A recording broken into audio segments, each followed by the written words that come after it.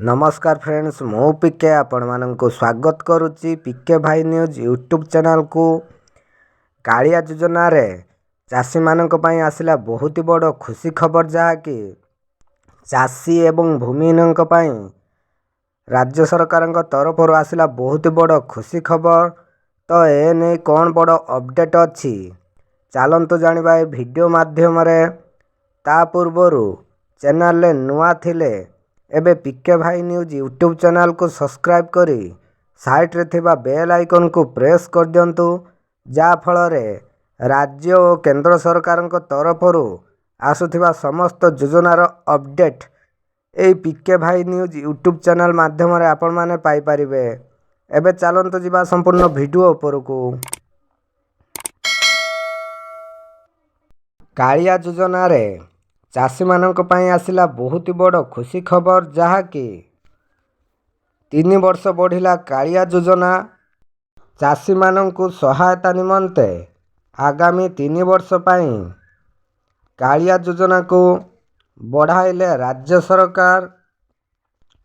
लोकसेवा भवन रे मुख्यमंत्री नवीन पट्टनायक अध्यक्षता रे आज संध्यारे अनुष्ठित राज्य कैबिनेट बैठक रे एक गुरुत्वपूर्ण निष्पत्ति निया जायछि।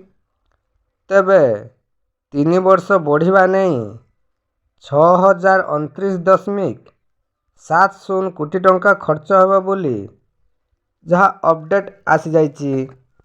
कालिया सहायता प्रदान रे भी नियम रे कोहल कले सरकार एणिकी वर्ष रे जे कोनोसी समय रे दिया जाई परिबो कालिया टंका। पूर्वरु केवल एप्रिल और सेप्टेम्बर 1 रे सहायता दिया जाउथिला। एबे जे कोनोसी समय रे कालिया टंका प्रदान करा जाई पारिबो एवं बड़ अपडेट मुताबक भूमिहीन कृषकंक पई अतिरिक्त सहायता घोषणा करा जायछि, जहाँकि 2000 टंकार आर्थिक सहायता मिलिबो। तो बड़ अपडेट मुताबक राज्य सरकार कालिया सहायता प्रदान कटकणा को कोहल पाई निष्पत्ति नेइचंती।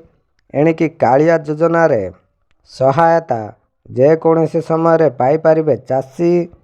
भूमिहीन परिवारों को 3टी किस्ती रे 12,500 मिलुथिबा बेले 18 लाख परिवार उपकृत हेउछंती एवं कालिया योजना रे 2000 टंकार अतिरिक्त सहायता पाइबे भूमिहीन चाषी। ए नहीं आज कैबिनेट मंजूरी मिली एवं आउ गोटे बड़ अपडेट, जहाँकि कालिया छात्रवृत्ति अवधि 3 वर्ष को वृद्धि मध्य करा जायछि।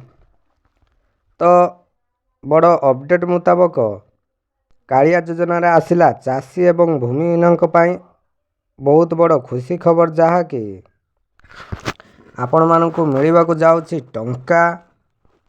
तो यह तो थिला आपण मानक पई बहुत बड़ अपडेट न्यूज। एई भली इंफॉर्मेटिव वीडियो पाइबा पई आम चैनल पिके भाई न्यूज यूट्यूब चैनल को एबे सब्सक्राइब करी साइट रे थिबा बेल आइकन को प्रेस कर दियंतु, जा फल रे केंद्र और राज्य सरकार तरफ आसुथिबा समस्त योजना अपडेट ए चैनल माध्यम रे आपण माने पाई परिबे। थैंक्स।